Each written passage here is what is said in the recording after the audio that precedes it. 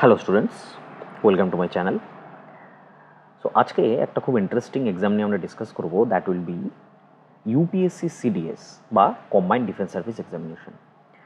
তোমরা জানো যে আমাদের ওয়েস্ট বেঙ্গলের ছেলে মেয়েদের মধ্যে যারা ডিফেন্স অ্যাসপিরেন্ট রয়েছে তাদের মধ্যে কিন্তু এই এক্সামটা সম্বন্ধে যে নলেজ বা এক্সপোজার সেটা কিন্তু খুবই কম থাকে। এটা একটিমাত্র এমন এক্সাম যে এক্সাম দিয়ে কিন্তু এয়ারফোর্সের পাইলট হওয়া যায়, ফাইটার জেট পাইলট অথবা ফাইটার ইন্টারসেপ্টার যে পাইলট রয়েছে সেগুলো কিন্তু হওয়া যায়।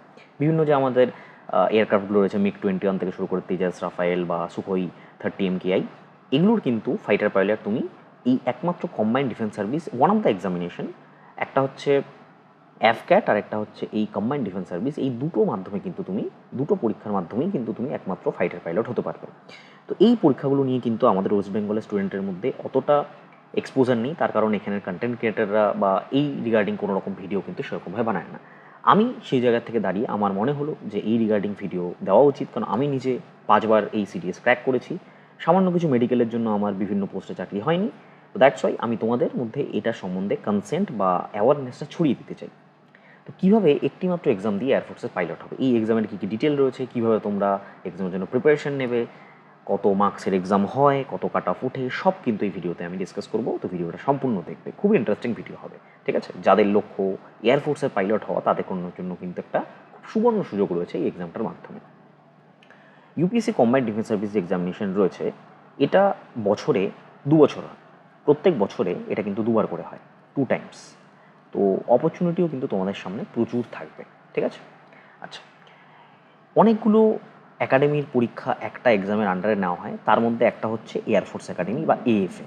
এই এয়ারফোর্স একাডেমির থ্রুতেই কিন্তু তোমরা ফাইটার পাইলট হতে পারবে। বেসিক রিকোয়ারমেন্ট কী কী লাগবে বা এডুকেশনাল ক্রাইটেরিয়া, গ্র্যাজুয়েশন লাগবে, যাতে তোমার ফিজিক্স এবং ম্যাথামেটিক্স ক্লাস 12-এ যেন থাকে, অথবা বিটেক লাগবে, ব্যাচেলার ইন ইঞ্জিনিয়ারিং বিই অথবা বিটেক, ঠিক আছে? গ্র্যাজুয়েশন ক্লাস 12-এ ফিজিক্স এবং ম্যাথামেটিক্স থাকতে হবে, কোনো নাম্বারের বাধ্যবাধকতা নেই, পাস করলেই হলো এখানে। এবং ব্যাচেলার অফ ইঞ্জিনিয়ারিং তোমার এখানে দরকার, যদি তোমার গ্র্যাজুয়েশন মানে ক্লাস 12-এ যদি ফিজিক্স নাও থাকে, ফিজিক্স ম্যাথ, সেক্ষেত্রে তুমি যদি ইঞ্জিনিয়ারিং করে থাকো তাহলেও কিন্তু তুমি এলিজিবল, ঠিক আছে? নেক্সট হচ্ছে eligibility criteria, age criteria for air force academy. 20 থেকে 24 বছর জেনারেলি ধরা হয় এবং তাদের এজ লিমিট থাকে 1 জানুয়ারি, অর্থাৎ যে বছর এক্সামিনেশনটা বেরোচ্ছে, অর্থাৎ তুমি যদি 2025 সালের এক্সামিনেশন দাও সেক্ষেত্রে তোমার এজ লিমিট কিন্তু 1 জানুয়ারি 2026 ধরা হবে, ঠিক আছে? এবং সেই হিসাবে তোমার 20 থেকে 24 বছরের মধ্যে কিন্তু এজ হওয়া দরকার, ঠিক আছে? যেরকম 1 জানুয়ারি 2024-এ যদি ধরা হয় তাহলে 2 জানুয়ারি 1999 এবং 1 জানুয়ারি 2024-এর ভেতরে তোমাকে জন্ম থাকতে হবে, ঠিক আছে?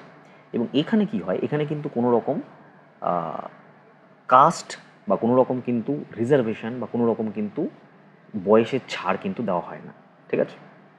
এবং তোমার যদি কোনো পাইলট লাইসেন্স থাকে, যেটা DGCA by India is approved, যদি পাইলট লাইসেন্স তোমার থাকে সেক্ষেত্রে তুমি 26 ইয়ার্স অবধি কিন্তু ওরা রিল্যাক্সেবল দেয়। একমাত্র একটা ক্ষেত্রে এরা রিল্যাক্স করে, সেক্ষেত্রে তোমার যদি গভর্নমেন্ট ইস্যু পাইলট লাইসেন্স থাকে, ঠিক আছে? এটা হচ্ছে age criteria. Height criteria maintain করা হয়। হাইট ক্রাইটেরিয়া হচ্ছে মিনিমাম হাইট তোমার 162.5 সেন্টিমিটার হাইট তোমার লাগবে। 162.5 সেন্টিমিটার নিয়ার অ্যাবাউট, যেটা 5 ফুট 4 ইঞ্চি মতো আমরা ধরতে পারি, নিয়ার অ্যাবাউট। তোমরা ক্যালকুলেট করে নেবে, কনভার্ট করলেই বুঝতে পারবে এটা ইঞ্চিতে কতটা দাঁড়াবে, ঠিক আছে? এবার চলে আসি এক্সামের ফিজিক্যাল অ্যান্ড মেডিকেল স্ট্যান্ডার্ড যেগুলো রয়েছে সেগুলোতে। ফিজিক্যাল অ্যান্ড মেডিকেল স্ট্যান্ডার্ডের মধ্যে কী কী রয়েছে? Candidate must be physically and mentally fit as per the guidelines of UPSC. A good number of qualified candidates get disqualified on medical grounds. Therefore, candidates are strongly advised to get themselves medically tested before applying for CDS examination. অনেকগুলো medical জিনিস রয়েছে, common defects found in candidate, যেরকম wax, যেগুলো তোমার যদি কানে, যেটাকে বলা হয় আমাদের, নোংরা থাকে, deviated nasal spectrum, hydrocele, phimosis, condition of overweight, underweight, undersize chest, piles, tonsillitis, gynecomastia, varicocele, এই ধরনের জিনিসগুলো কিন্তু ভালো করে টোটাল নোটিফিকেশন যেটা হবে ইউপিএসসির, সেটা কিন্তু পড়ে যাবে। এই এক্সামটা কিন্তু ইউপিএসসি কন্ডাক্ট করে, সিভিল সার্ভিসের মতোই এটাও কিন্তু ইউপিএসসি কন্ডাক্ট করে, ঠিক আছে? নোটিফিকেশনের মধ্যে অনেক ক্রাইটেরিয়া দেওয়া থাকে, সেই ক্রাইটেরিয়াগুলো যদি তোমার যদি থাকে বা যদিও বা তোমার মনে হচ্ছে যে রয়েছে, তুমি মেডিকেলি টেস্ট করে নেবে, বিকজ ওখানে গিয়ে যদি মেডিকেলি ফেল হও সেটার থেকে খারাপ কিন্তু কিছু হয় না, কারণ আমি নিজে এটার ভুক্তভোগী। Permanent body tattoos are on any other part of the body are not acceptable. কোনো রকম পার্মানেন্ট বডি ট্যাটু কিন্তু অ্যাকসেপ্টেবল নয় এয়ারফোর্স একাডেমিতে, কোনো রকমের কিন্তু বডি ট্যাটু এক্সেপ্ট ট্রাইব, কোনো যদি ট্রাইবাল পিপল কেউ যদি থাকে তাদের ট্রাইবসের কোনো যদি ট্যাটু এক্সিস্টিং ট্যাটু বা কাস্টম অনুযায়ী সেটা কিন্তু এলিজিবল, আদারওয়াইজ কিন্তু কোনো ট্যাটু এলিজিবল নয়। এবার হচ্ছে ইউপিএসসি সিডিএসের মাধ্যমে জেনারেলি 4টে সার্ভিসে আমরা এক্সাম দিতে পারি।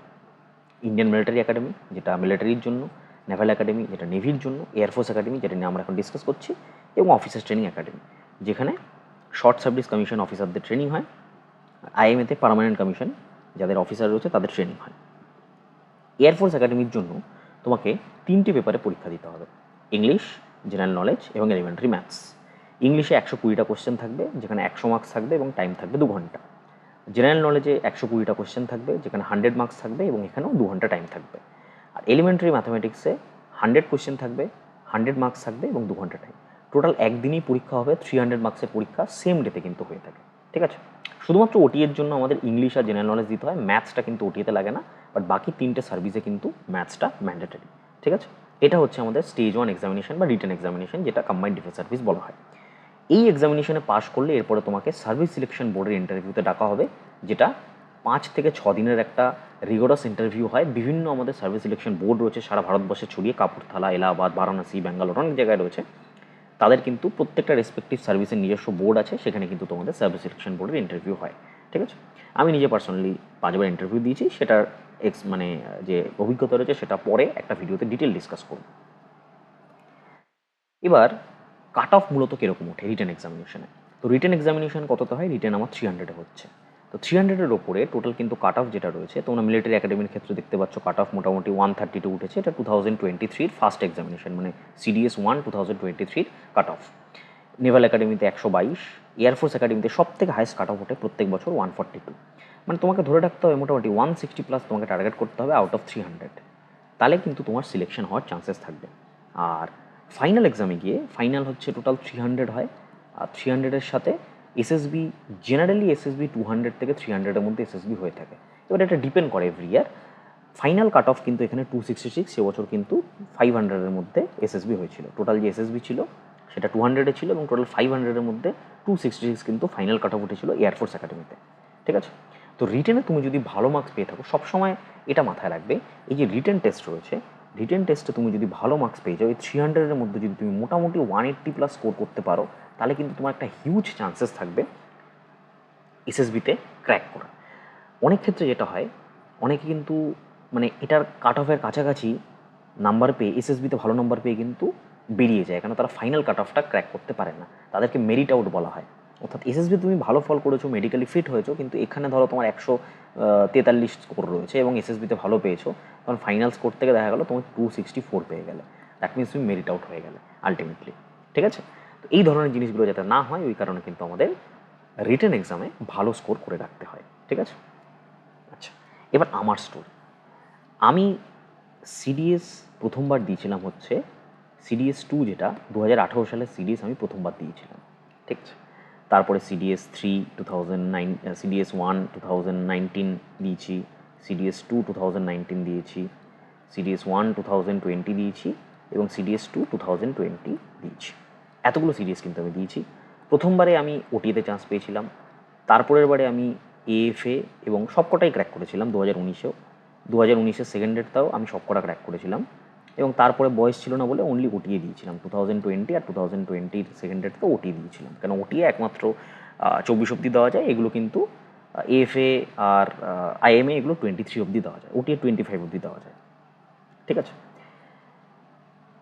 আমার যেটা এক্সপিরিয়েন্স, রিটেন এক্সামের জন্য তোমাকে রিগোরাস প্রিপারেশন নিতে হবে। তার কারণ রিটেন এক্সামিনেশনে যে 3টে পেপার রয়েছে, জেনারেল স্টাডিজ পেপার এবং ম্যাথস পেপার, এটা কিন্তু যথেষ্ট সিস্টেম্যাটিকভাবে পরীক্ষায় আসে। অর্থাৎ জেনারেল স্টাডিজের লেভেল কিন্তু ইউপিএসসির প্রিলিমস লেভেলের মতো হয়, ইউপিএসসি সিভিল সার্ভিসের প্রিলিমস লেভেলের মতো হয়। আর ম্যাথসের লেভেল কিন্তু অনেকটাই হাই থাকে এনি আদার কম্পিটিটিভ এক্সামিনেশনের থেকে। মানে তুমি যদি সিজিএল, এসএসসি সিজিএল বা ব্যাঙ্ক, পিও যেরকম দাও, সেগুলোর মেইনস লেভেলের কিন্তু ম্যাথস এখানে আসে, ঠিক আছে। মানে প্রিলিমসেই কিন্তু ওই এক্সামগুলোর মেইনস লেভেলের মতো ম্যাথস আসে। আর ইংলিশটা মোটামুটি সোজা আসে, কিন্তু ইংলিশটা ভালো মার্কস তোলা যায় ইজিলি। ভালো মার্কস বলতে গেলে আউট অফ 120 আমি নিজে 100+ পেয়েছি ম্যাক্সিমাম টাইমস, তো এটা ইজিলি কিন্তু তোলা যায়। এবার যেটা বক্তব্য সেটা হচ্ছে যে মেইন যেটা ফোকাস থাকবে that will be or SSB interview. SSB ইন্টারভিউতে কীভাবে ফোকাস করবে, কীভাবে করবে, আমি এতবার এসএসবি ইন্টারভিউ দিয়েছি, সব কিছুর এক্সপিরিয়েন্স আমি তোমাদের সাথে শেয়ার করব। তোমরা কমেন্ট বক্সে জানাও কোন কোন এক্সপিরিয়েন্স তোমরা আমার থেকে শুনতে চাও, কোন কোন এক্সপিরিয়েন্স আমি শেয়ার করলে তোমাদের ভালো লাগবে বা তোমরা জিনিসটা সম্বন্ধে জানতে পারবে, সেগুলো কাইন্ডলি কমেন্ট বক্সে জানিও, ঠিক আছে? আর অবশ্যই এই সিডিএস রিগার্ডিং যদি কোনো ক্র্যাশ কোর্সের দরকার হয় বা কোনো কোর্স যদি তোমরা করতে চাও বা মেন্টারশিপ প্রোগ্রাম যদি তোমরা করতে চাও, সেটার জন্যও কিন্তু আমাকে কমেন্ট বক্সে বা নিচে যে রিটেন হোয়াটসঅ্যাপ নাম্বার রয়েছে ডেসক্রিপশন বক্সে অ্যাজ ওয়েল অ্যাজ পিন কমেন্টে, সেটাই কিন্তু তোমরা জানাতে পারো, ঠিক আছে? তো আশা করি ভিডিওটা তোমাদের ভালো লাগলো, অনেকটা কিছু জানতে পারলে এই রিগার্ডিং। যারা ডিফেন্স অ্যাসপিরেন্টস রয়েছে all over West Bengal, kindly আমি তোমাদের রিকোয়েস্ট করবো, যাদের মনে ইচ্ছা রয়েছে একটু হলেও যে আমাদের আর্মিতে জয়েন করব, ভালো জায়গায় জয়েন করো, একেবারে প্রপার অফিসার্স লেভেলে জয়েন করো, ফাইটার পাইলট হিসেবে জয়েন করো, যেগুলোতে অনেক তোমার স্কোপ রয়েছে। তো এই সুযোগগুলোকে কিন্তু হারিও না, কেন এই বয়সটা চলে গেলে কিন্তু আর পাবে না। আমার চিরকালের একটা স্বপ্ন ছিল এই বড় বড় অফিসার পদগুলোতে জয়েন করা, কিন্তু হয়নি, বিভিন্ন রিজনের জন্য, মেডিকেল কন্ডিশনের জন্য হতে পারিনি, সেটা ভাগ্যের ব্যাপার। তোমরা এই জিনিসগুলো কিন্তু লক্ষ্য কখনোই নষ্ট করো না। চ্যানেলের সাথে যুক্ত থেকো, আরও রিগার্ডিং কিন্তু ভিডিও পাও। Thank you.